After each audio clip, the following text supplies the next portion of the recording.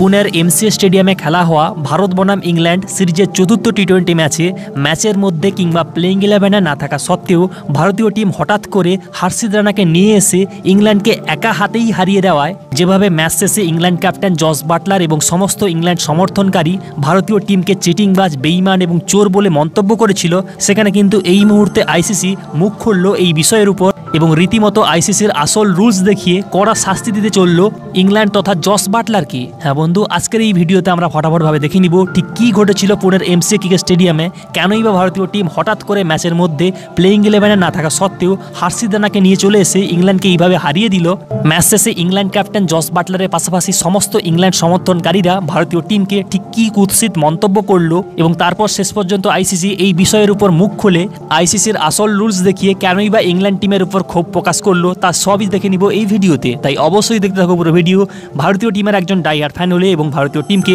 পরবর্তী ম্যাচে বিজেতা হিসেবে দেখতে চাইলে ভিডিওটিকে করে দাও মন থেকে একটা লাইক এবং এইভাবে আরও ভারতীয় টিম আইপিএল 2025 কেকেআর ভিডিও পাওয়ার জন্য এক্ষুনি করো চ্যানেলটিকে সাবস্ক্রাইব। তো বস, প্রথমে সংক্ষিপ্তভাবে ম্যাচের হাইলাইটসের কথা বললে ভারতীয় টিম কিন্তু এই চতুর্থ টেস্ট ম্যাচে টসে হেরে প্রথমে ব্যাটিং করতে বাধ্য হয় আর সেখানে তারা 20 ওভার পর্যন্ত খেলে 9 উইকেট হারিয়ে 181 রান তুলে ফেলে। যদিও ভারতীয় টিম একসময় এই ম্যাচে ব্যাক টু ব্যাক ভাবে উইকেট হারিয়ে মাত্র 79 রানের মধ্যেই 5টি উইকেট হারিয়ে ফেলেছিল এবং সেখানে কিন্তু ভারতীয় টিমকে বাঁচিয়েছিল হার্দিক পান্ডিয়া এবং শিবম দুবে দুর্দান্ত দুটি মূল্যবান ইনিংস খেলে। কিন্তু এতদূর পর্যন্ত যেখানে ম্যাচের সবকিছু ঠিকঠাক চলছিল সেখানে যত সমস্যা সৃষ্টি হয় যখন ইংল্যান্ড টিম এই রানকে চেজ করতে নামে এবং যখন মাঠের মধ্যে হঠাৎ করে শিবম দুবের পরিবর্তে হার্ষিদ রানা নেমে পড়ে একাই বল হাতে জ্বলে উঠে তিনটি মূল্যবান উইকেট নিয়ে ইংল্যান্ডকে হারিয়ে দেয়। হ্যাঁ বস, প্রথমে তো মাঠের মধ্যে হঠাৎ করে হার্ষিদ রানাকে দেখতে পেয়ে ইংল্যান্ড ক্যাপ্টেন জস বাটলার সঙ্গে সঙ্গে আম্পায়ারের কাছে ছুটে গিয়ে নালিশ জানাতে থাকেই। তারপরে ম্যাচ হেরে যাওয়ার পর সরাসরি তিনি কিন্তু মাইকের সামনে চলে এসে তাদের এইভাবে হেরে যাওয়ার পেছনে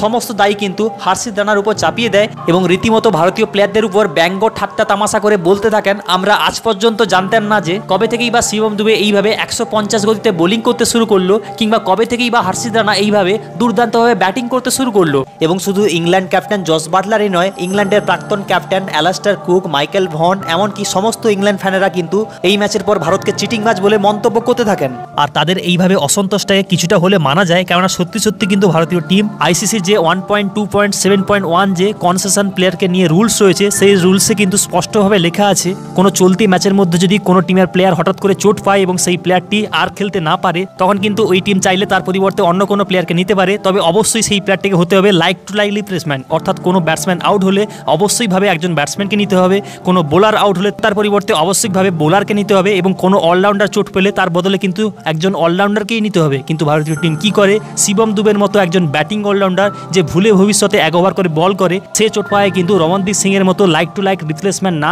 নিয়ে নেয় একজন প্রপার ফাস্ট বোলার হার্ষিদ রানাকে। তাই এটা তো সবাই মানবে যে ভারতীয় টিম কিছুটা হলেও এই ম্যাচে ভুল করেছে, কিন্তু এটাও সত্যি যে এই রুলসে লেখা আছে এই সমস্ত সিদ্ধান্তটা কিন্তু কোনো একটা নির্দিষ্ট টিমের ক্যাপ্টেন কিংবা কোচ নিতে পারবে না, নিতে পারবে শুধুমাত্র এই ম্যাচে পরিচালনা করার দায়িত্বে যে রেফারি রয়েছে সে এবং 4th আম্পায়ার। তাই বলা যায় যে ভারতীয় টিম এই চতুর্থ টেস্ট ম্যাচে গম্ভীর কিংবা সূর্যকুমার যাদবের নিজের ইচ্ছায় নয় বরং ম্যাচ রেফারি এবং 4th আম্পায়ার অনুমতি দেওয়ার পরই ভারতীয় টিম হার্ষিদ রানাকে নামিয়েছে শিবম দুবের পরিবর্তে। তাই এক্ষেত্রে কিন্তু কোচ গৌতম গম্ভীর কিংবা সূর্যকুমার যাদবের কোনো প্রকারের দোষ নেই। তাই এটা তো একটা সামান্য টি-20 দ্বিপাক্ষিক সিরিজ তথা ম্যাচ, কিন্তু যেখানে ওয়ার্ল্ড কাপের মতো বড় মঞ্চে 2019 ওয়ার্ল্ড কাপের ফাইনালে ইংল্যান্ডের মতো টিম রীতিমতো চিটিংবাজি করেই শেষতম ওভারে নিউজিল্যান্ডকে হারিয়ে বিশ্বকাপের ট্রফিটাকে রীতিমতো জোর করেই ছিনিয়ে নিয়েছিল নিউজিল্যান্ডের কাছ থেকে, তারাই এখন এই ছোট্ট ভুলের জন্য ভারতীয় টিমকে চোর, চিটিংবাজ, বেইমান বলে মন্তব্য করছে। আর তাই তো শেষ পর্যন্ত এই বিষয়টাকে নিয়ে মুখ খুলল আইসিসি এবং তারা স্পষ্টভাবে জানিয়ে দিল যে জস বাটলারের এইরূপ মন্তব্য করা একেবারেই উচিত হয়নি, কেননা এই সমস্ত বিষয়টাকে দেখার জন্য ম্যাচ রেফারি, 4th আম্পায়ার এবং খোদ আইসিসি রয়েছে, তারা নিশ্চিত রূপে খুব শীঘ্রই এই বিষয়টাকে নিয়ে রিভিউ করে তারা ডিসিশন জানাবে।